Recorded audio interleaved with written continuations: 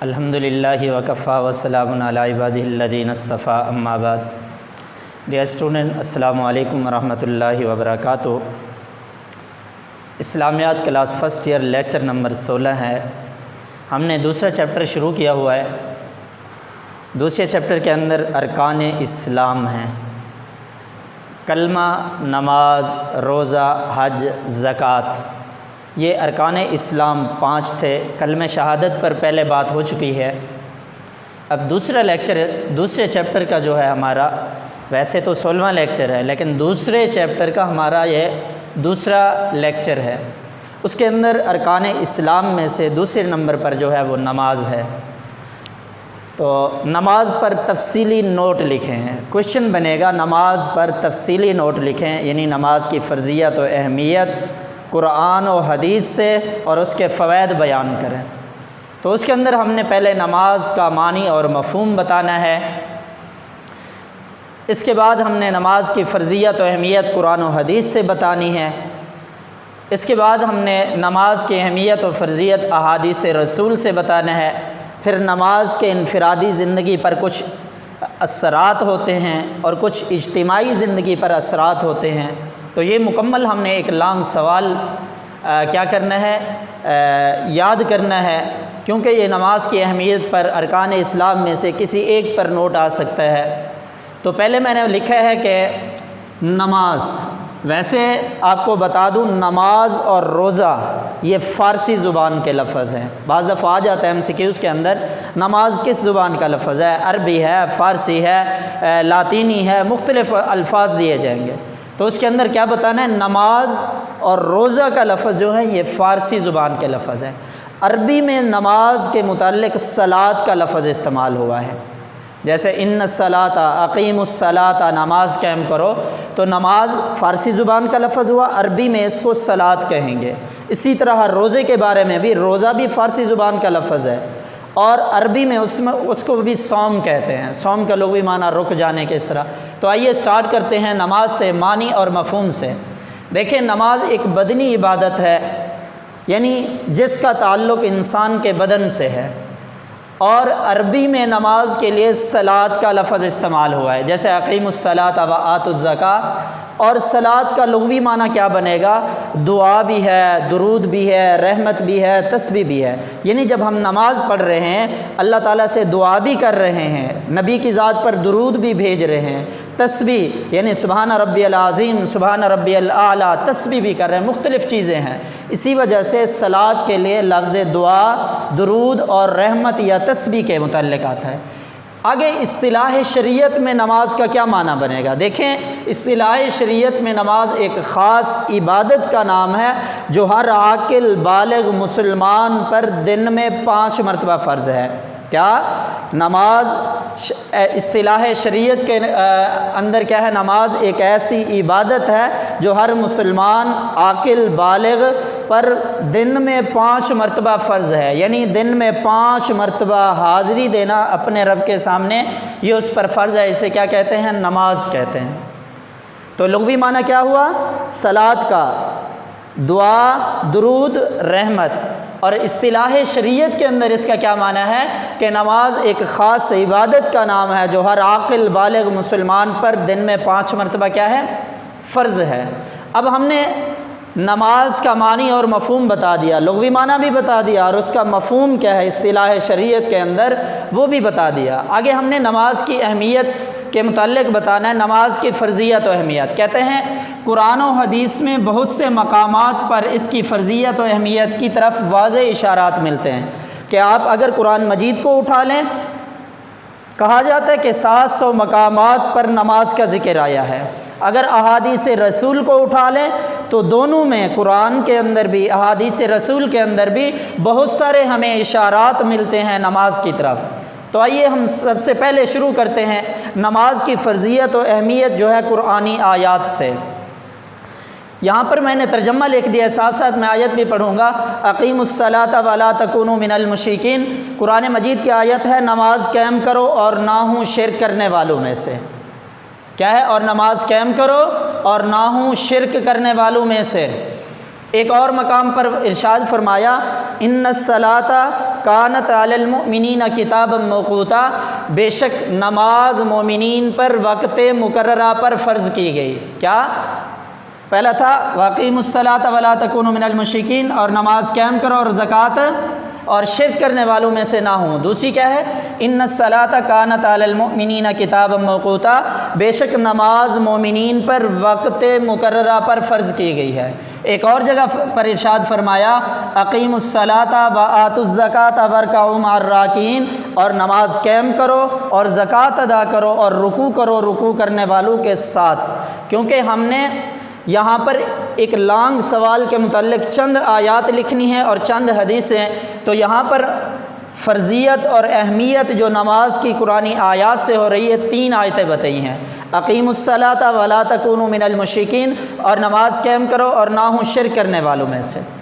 آگے کیا ہے ان الصلاۃ کانت علی المؤمنین کتابا موقوتا، بے شک نماز مومنین پر وقت مقررہ پر فرض کی گئی ہے۔ آگے کیا ہے اقیموا الصلاۃ وآتوا الزکاۃ وارکعوا مع الراکعین، اور نماز قائم کرو اور زکوٰۃ ادا کرو اور رکوع کرو رکوع کرنے والوں کے ساتھ۔ یہ تو نماز کی اہمیت و فضیلت ہوگی قرآنی آیات سے۔ آگے نماز کی فرضیت و اہمیت احادیث رسول سے۔ دیکھیں ویسے تو بہت ساری نماز کے متعلق احادیث ہیں، آپ اپنی کتاب کے اندر ماخذ کتاب کے اندر دیکھیں تو وہاں ایک حدیث یہ بھی لکھی ہوئی ہے ان احدکم اذا صلی یناجی ربہ، جب تم میں سے کوئی ایک نماز پڑھتا ہے گویا اپنے رب سے چپکے سے بات کرتا ہے، یعنی اپنے رب سے چپکے سے باتیں کرتا ہے۔ ان احدکم اذا صلی یناجی ربہ، جب تم میں سے کوئی کیا کرتا ہے نماز پڑھتا ہے گویا اپنے رب سے بات کرتا ہے۔ دوسری حدیث قیامت کے دن سب سے پہلے نماز کے بارے میں پوچھا جائے گا، اول ما سئل عن الصلاۃ، کہ قیامت کے دن سب سے پہلے جو ہے آپ سے نماز کے متعلق سوال کیا جائے۔ دیکھیں ہم نے کلمہ پڑھا، اسلام کے اندر داخل ہوئے، تو کلمہ پڑھنے کی وجہ سے جو اللہ کے احکامات ہیں ان احکامات میں سے سب سے پہلی چیز جو فرض ہوتی ہے وہ نماز ہے، اور اسی نماز کے متعلق قیامت کے دن سب سے پہلے ہمیں سوال کیا جائے گا۔ وہی حدیث ہے کہ اول ما سئل عن الصلاۃ، کہ قیامت کے دن سب سے پہلے جو سوال کیا جائے گا وہ نماز کے بارے میں۔ دیکھو کلمہ پڑھنے کے بعد اللہ کے احکامات فرض ہوئے تو ہمیں سب سے پہلی جو تلقین کی جاتی ہے، جو فرضیت ادا کرنے کا حکم دیا گیا وہ نماز کے متعلق دیا گیا۔ سب سے پہلے ہم نے اپنی نماز کو مکمل کرنا ہے، نماز کو درست کرنا ہے، تو اسی نماز کے بارے میں سب سے پہلے سوال کیا جائے گا۔ تیسری حدیث اس کے اندر ہے من ترک الصلاۃ متعمدا فقد کفر، جس شخص نے جان بوجھ کر نماز چھوڑی اس نے کافرانہ روش اختیار کی۔ دیکھو مسلمان اور کافر کے درمیان، ویسے ایک اور حدیث کے اندر ہے کہ کافر اور مسلمان کے درمیان فرق کرنے والی کیا چیز ہے؟ نماز ہے۔ ایک آدمی جان بوجھ کر نماز چھوڑ دیتا ہے، کہتے جان بوجھ کر جس نے نماز چھوڑی اس نے کافرانہ روش اختیار کی، کافرانہ طریقے کو اپنایا۔ گویا کہ مسلمان اور کافر کے درمیان فرق کرنے والی تو نماز ہے، جب اس نے جان بوجھ کر ہی نماز چھوڑ دی تو اس نے کافروں کا راستہ اختیار کر لیا۔ اس سے انسان کو کیا کرنا چاہیے؟ بچنا چاہیے۔ تو کیا ہے نماز کی فرضیت و اہمیت؟ جب تم میں سے کوئی نماز پڑھتا ہے گویا اپنے رب سے چپکے سے کیا کرتا ہے؟ باتیں کرتا ہے۔ حدیث کیا ہے؟ ان احدکم اذا صلی یناجی ربہ۔ دوسری حدیث کیا ہے؟ قیامت کے دن سب سے پہلے نماز کے بارے میں پوچھا جائے گا، اول ما سئل عن الصلاۃ۔ تیسری حدیث کیا ہے؟ من ترک الصلاۃ متعمدا فقد کفر، جس نے جان بوجھ کر نماز چھوڑی اس نے کافرانہ روش اختیار کی۔ اب دیکھیں ہم نے نماز کا معنی اور مفہوم بتایا، یعنی عربی کے اندر نماز کو کیا کہتے ہیں، صلاۃ کا لفظ اس کے لیے استعمال ہوا، صلاۃ کا لغوی اصطلاحی معنی بتایا، پھر بتایا کہ قرآن و حدیث میں بہت سے مقامات ہیں کہ اس کے اشارات ملتے ہیں نماز کی طرف، قرآن سے بھی احادیث سے بھی۔ ان اشارات میں سے قرآنی آیات میں سے 3 قرآنی آیات پیش کی، 3 احادیث رسول پیش کی ہیں۔ آگے نماز کی وجہ سے انسان کی انفرادی زندگی پر بھی اثرات مرتب ہوتے ہیں، اور نماز کی وجہ سے انسان کی اجتماعی زندگی پر بھی اثرات مرتب ہوتے ہیں۔ دیکھیں انفرادی زندگی پر نماز کے اثرات کیا ہیں؟ توجہ الی اللہ۔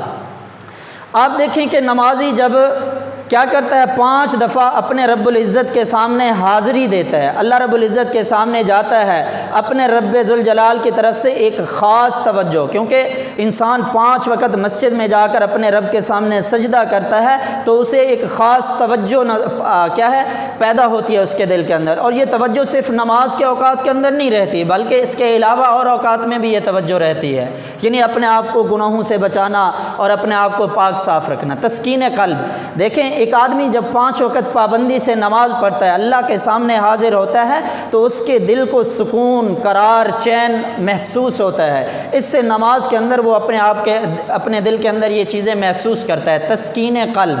پہلا کیا تھا؟ توجہ اللہ، یعنی اللہ کے سامنے سر جب سجدے کے اندر رکھتا ہے تو اللہ کی طرف سے ایک خاص توجہ پیدا ہوتی ہے، اور وہ اور اوقات کے اندر بھی ہوتی ہے۔ تسکین قلب یعنی 5 وقت نماز پڑھی تو دل کو انسان کے دل کو سکون، اطمینان ملتا ہے۔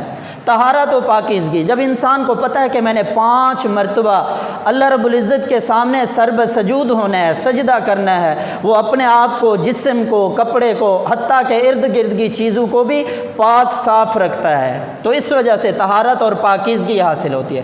آگے فلاح اخروی، یعنی جب انسان نماز پڑھتا ہے، نماز سے اس کو یہ امید ہے کہ میں 5 وقت نماز پڑھ رہا ہوں، یہ میری آخرت کی نجات کا سبب ہے، وہ مایوسی سے دور ہوتا ہے اور آخرت پر یقین رکھتا ہے، فلاح اخروی کی امید رکھتا ہے۔ گناہوں کی بخشش، ہمارا عقیدہ ہے کہ جب ہم نماز پڑھتے ہیں، نماز کی وجہ سے اللہ ہمارے گناہوں کو معاف فرما دیتے ہیں۔ دیکھیں ایک مرتبہ رسول اللہ صلی اللہ علیہ وسلم نے صحابہ کرام سے استفسار کیا کہ اگر کسی کے گھر کے سامنے ایک نہر ہو اور وہ آدمی اس نہر کے اندر 5 مرتبہ غسل کرے، آپ مجھے بتاؤ کہ اس کے جسم پر کوئی گرد و غبار، مٹی باقی رہ جائے گی؟ تو صحابہ نے عرض کیا یا رسول اللہ صلی اللہ علیہ وسلم، نہیں، مٹی، گرد و غبار تو نہیں رہے گا۔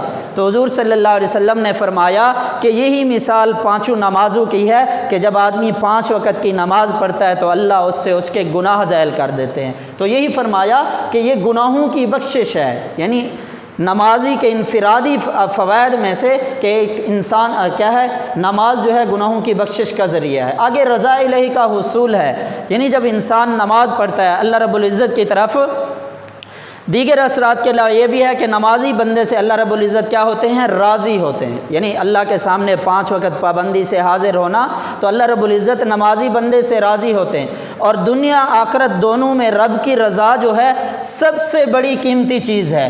اس چیز کو دیکھیں تو انفرادی زندگی پر نماز کے اثرات جو تھے، توجہ اللہ، تسکین قلب، طہارت و پاکیزگی، فلاح اخروی کی امید، گناہوں کی بخشش، اور آخر کے اندر جو ہے رضا الہی کا حصول، یہ تو ہو گئے نماز کے انفرادی فوائد۔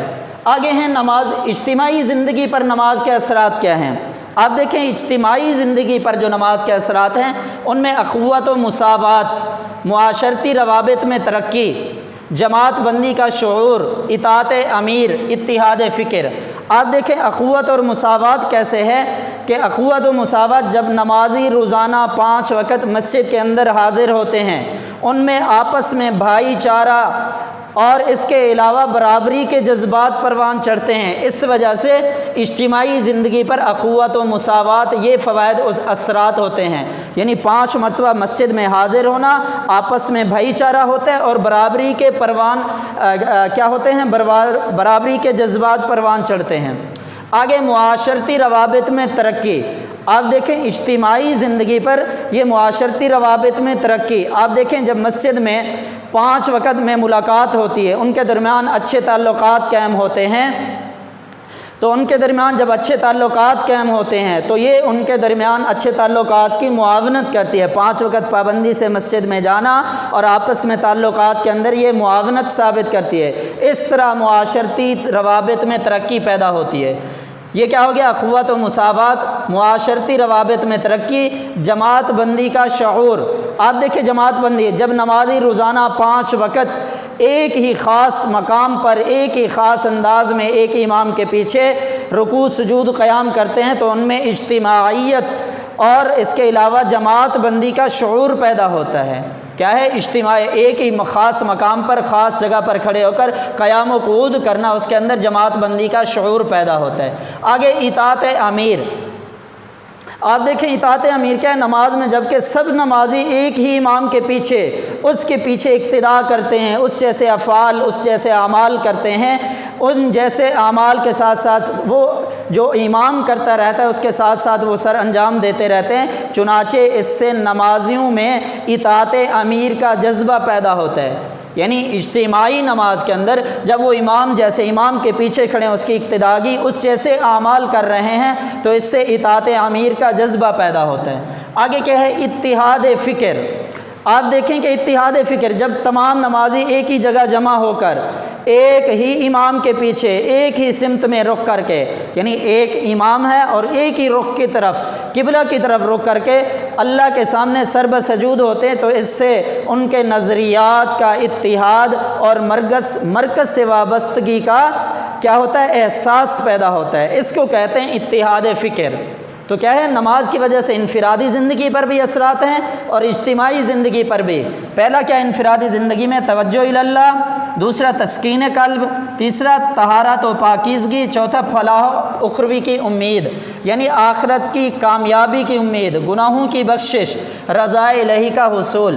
آگے اجتماعی زندگی پر نماز کے اثرات، اخوت اور مساوات یعنی بھائی چارے کی زندگی، معاشرتی روابط میں ترقی، آپس میں جب ملتے ہیں تو تعلقات کی بنا پر معاونت ہوتی ہے تو معاشرتی روابط میں ترقی ہوتی ہے، جماعت بندی کا شعور، اطاعت امیر، اتحاد فکر۔